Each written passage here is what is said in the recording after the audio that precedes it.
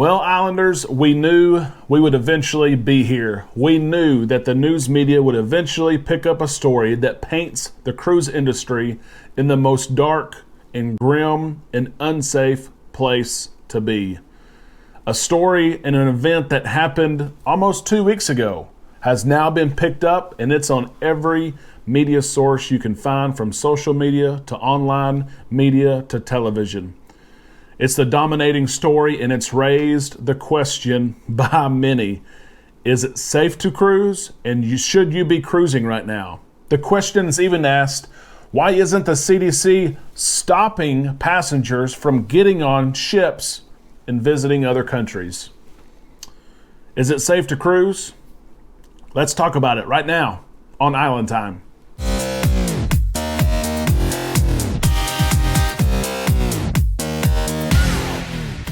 A big hello. It is Wednesday. We are halfway through the week, and there's so much going on in the cruise world and in cruise news. It's hard to honestly fit everything we want to fit in to one show. And as a matter of fact, today may be one of those 2-show days. That's right. Let's take a double shot right here in the islands and enjoy each other's company in cruise news. We are patiently waiting for Carnival Cruise Line's announcement for November cruises, what ships are going to be back, the dates and returns of those ships, the itineraries of those ships. We are anxiously waiting, and we know that we could get that news as early as today. If we do, I promise you, I'll be right here on your screen sharing that news with you and what it means for the cruise industry. But until then, let's get started with the cruise news, because there is a lot of it, and cruise news has been dominating social media, online media. Good Morning America, it was on there. My mother called me and said, hey, you've got to turn this on and see what's going on. You probably know the story. If you watched our video yesterday, you saw the story as well. We did not feature it. We did not want to create clickbait. We did not want to create fear, but we had to report on the story because it is a story, and it's a story that everyone is reporting on, as Marilyn Tackett, who was on the July 31st sailing on the Vista, passed away. And it's been over a week, almost 2 weeks since she passed away, but this story is being picked up, and it's being construed as, should people be cruising right now? Should the cruise industry be open? Who is monitoring the cruise industry? You hear the terms of petri dish. You hear those traditional terms by people who I question if they've even looked at what exactly is going on with the cruise industry. We will tell you why today cruising is safe.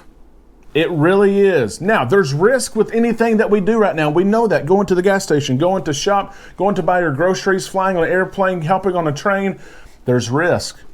But I'm going to tell you why cruising is safe, and it's safer than other industries. And I'm telling you right now, I'm not the only one. The Federal Maritime Commissioner, Louis Sola, agrees with me. He says that it is indeed safe to cruise. He had an interview, honestly, that's making its way. It's starting to around the Airstream. And its timing is interesting with everything going on. But Louis Sola, he says that it is indeed safe to cruise. Matter of fact, on CNBC, he said just yesterday, he feels safer on a cruise ship than on an airplane. Safer on a cruise ship than on an airplane. Us Islanders have mentioned that several times, the risk that we have when we fly, going to the airport and checking in. You stand in line to wait to board the plane. You sit on the plane, which I know it's recycled air. I know everything that they've changed to try to make it as safe as they can. But there's still risk there. And as Louis Sola has shared, he feels safer about cruising right now than on an airplane. Here's what he said: the most important thing we have is the agreement between the cruise industry and health officials. We have a plan. What we are seeing here is by establishing herd immunity on a ship, the process works correctly. That's right. There is you can say there is herd immunity on a cruise ship when the CDC has established that at least 95% of passengers have to be vaccinated.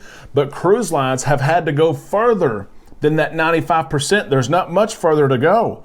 But with the news from the Bahamas, you've seen Royal Caribbean, you've seen Carnival Cruise Line. We saw Disney yesterday announce that if you are over the age of 12, you have to be fully vaccinated. There are no exemptions, hardly. unless it's a legit medical reason. And I'm telling you, these are very hard to get.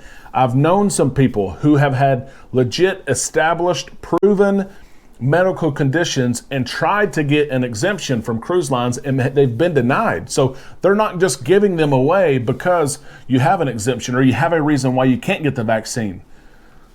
We are almost at 100% vaccinated passengers. There are some under the age of 12 who are not vaccinated, but it's a very, very small number. We are seeing herd immunity on cruise ships, and that is with being vaccinated, and that's working.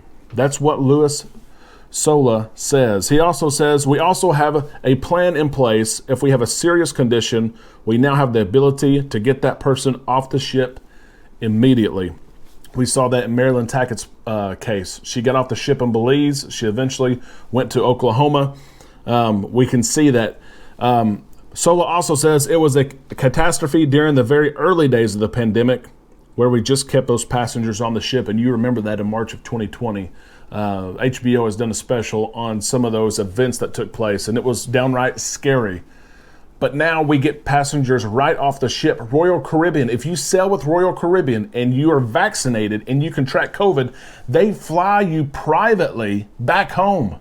If you need medical care, they'll take you there, or they fly you back home on a private jet. They get you off the ship. We have plans in place to combat COVID. The cruise industry has those plans. Do hotels and resorts have those plans to help you if you contract COVID besides stick you in a room? Do they have a plan to get you medical care that you need? What about the airlines? Do they have a plan? How many people have contracted COVID in an airport or on an airplane? Do you know the number? No, you don't know the number because there's no one overseeing that. There's no one watching to see, I contracted COVID, and here's the contact tracing of those that sat around me in the airport while I sat there for 5 hours in between flights. Here's who sat by me on the airplane.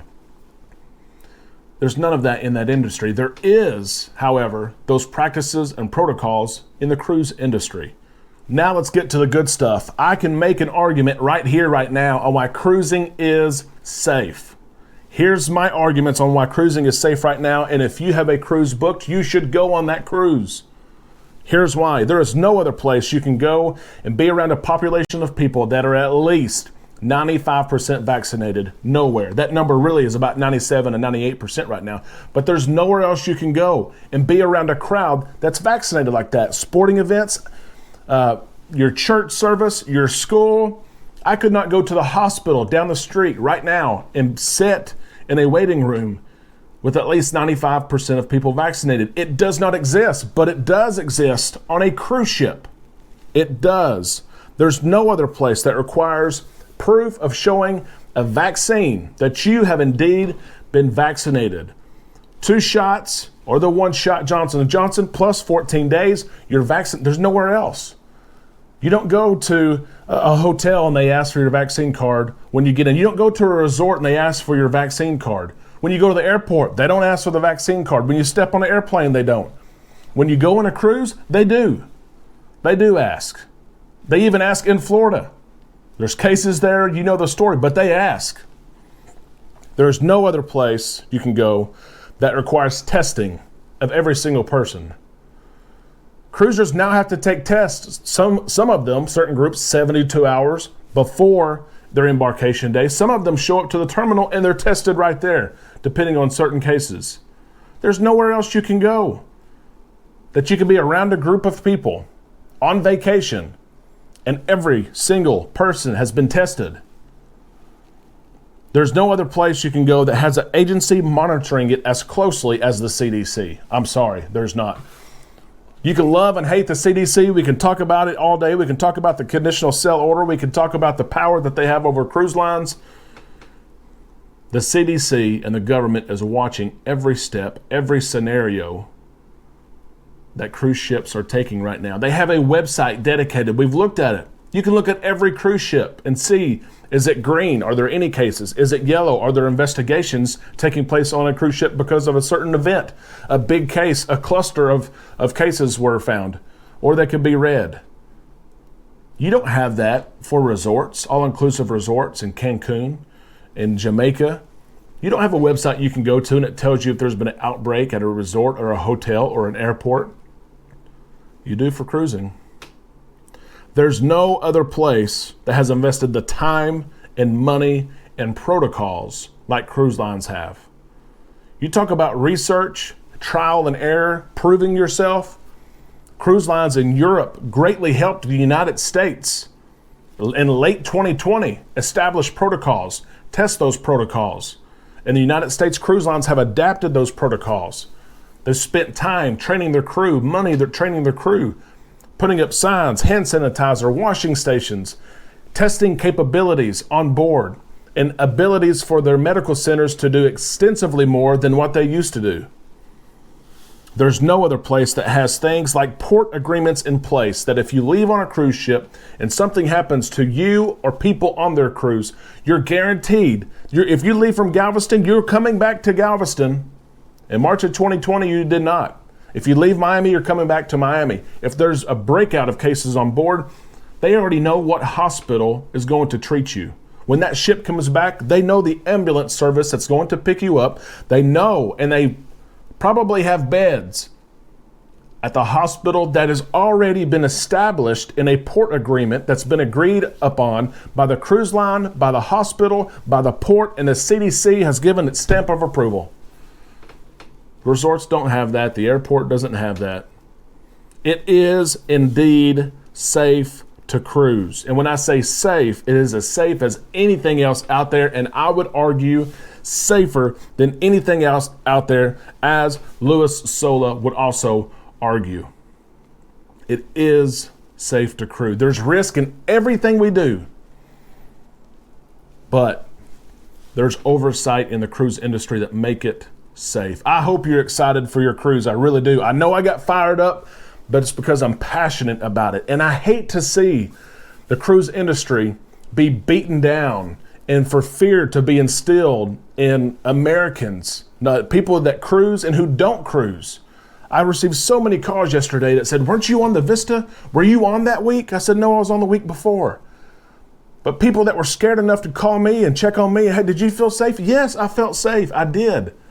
There's so much being done both in the open and behind the scenes to keep us safe. I hope that you don't let the media and others influence your thoughts and your excitement about your upcoming cruise. Keep it and enjoy it, embrace it. You will be safe. I'm off my soapbox, and I hope that Carnival Cruise Line is their November plans so that I can come to you with an exciting video later today. If it's not today, it will be tomorrow. We will share that news with you. You know we will. I have to ask those of you who watch this video, you know our Islander community, and you have not subscribed, please do so. I have not done it all week. YouTube would slap my wrist because you're supposed to do it.